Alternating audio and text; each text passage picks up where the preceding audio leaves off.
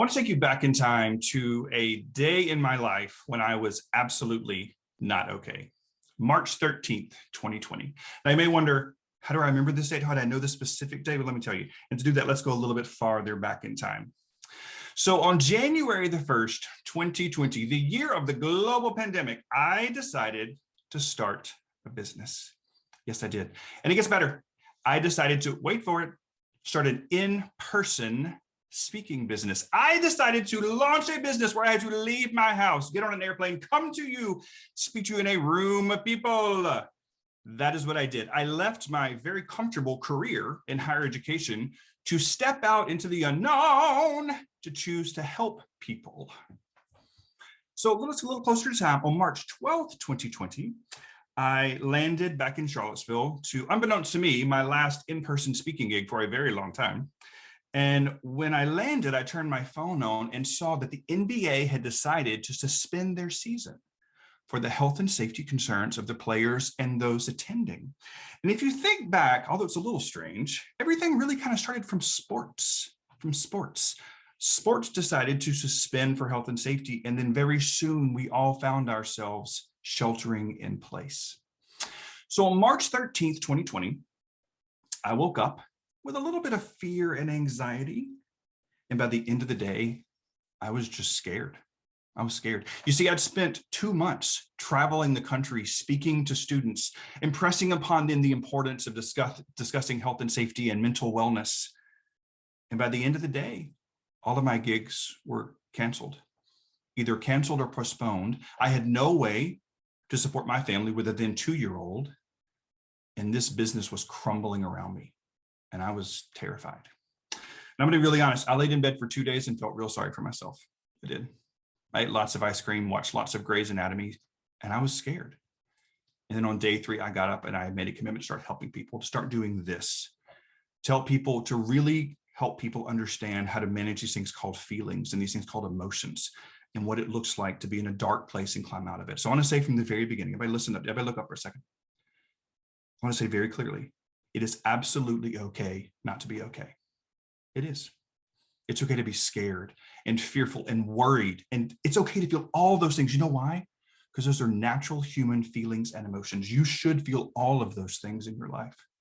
You know, it's not okay. It's not okay to sit in that stuff. It is not. You know why? Because you're worth it and you matter. That's why. So before we leave here today, I want to make sure you have things you can begin to do to apply to your life today to begin to make sure you live a life freer, healthier, and happier. Hi, my name is Archie Messersmith-Bunting. I have a diagnosed mental illness. I'm a recovering IV drug user, and there was a point in my life when I believed that suicide was the only answer to all of the hurt and pain I had inside. My personal diagnosis is major depressive disorder, borderline personality disorder with an anxiety disorder, which means y'all, my head is a very loud place. Okay, very loud place. And so since I know that I'm entering into the world with this thing called a mental illness, I choose to do things each day to ensure that my life is a little more calm. So I want to give you one thing you can begin to do today to make sure your life is on that path. So I have a question for you. How many of you, when you wake up in the morning, one of the first things you do is grab that phone and start scrolling? Anybody? Anybody? Lots of you. Don't laugh. Don't laugh. Here's what I want to say. Don't. Why? I will tell you. So listen, if you wake up and you start scrolling and you begin your day checking social media, you are starting your day comparing your insides to someone else's outsides. Fact. You're beginning your day comparing your life to someone else's highlight reel.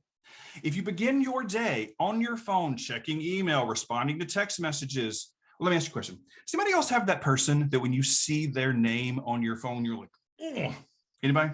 Oh, just me? No, I see you. Yes. Guarantee you, they will have messaged you in the middle of the night. And that's how you begin your day. You begin your day by giving somebody else your power. I say to you, don't. Here's what I want you to do from this point on. When you go to bed at night, either slide down or choose do not disturb, and then choose focus, and then choose sleep. Why? Because when you wake up, you know what you see on your phone? The time. That's it. The purpose of notifications is to pull you into something. And listen, we're just going to step away from science. Also, should add, I believe in science. We're going to step away from science for a second. And I'll talk about the fact that, like, when we were created, we began the day with sun is up, step out of cave, find food, eat food. Like, we've come a long way since then, right? Right. We're not meant to wake up and go, blah, blah, blah, blah, blah. That's not how it's supposed to be. So instead, I want you to begin your day with nothing. And then I want you to focus on gratitude. Focus on gratitude. I want you to say to yourself, I am grateful for blah. I am grateful for blah. Why? Because the research is very clear. If you begin and live a life focused on gratitude, you actually rewire the way your brain sees the world. You rewire it. You don't see the stuff anymore because your brain is focused on the good. Now listen, I got no time for this like toxic happiness and toxic positivity. I got no time. Like when I'm worried about paying the mortgage, I have some worry, but I'm still grateful. So I want you to learn to practice focusing on that gratitude. And then when you spend a little time, just a little time focused on you, then you can turn on the world.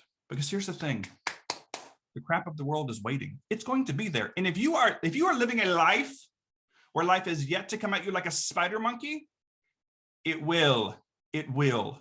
So begin to focus on those things. The last thing I want to share with you today, if you ever find yourself in a place where you feel like sharing the way you feel is a burden to someone else, that is a lie. That's a lie. Don't believe that lie. Share of yourself. Find that person and say, I am feeling. Get that crap out so that you can live a more productive life. My name is Archie, and I care.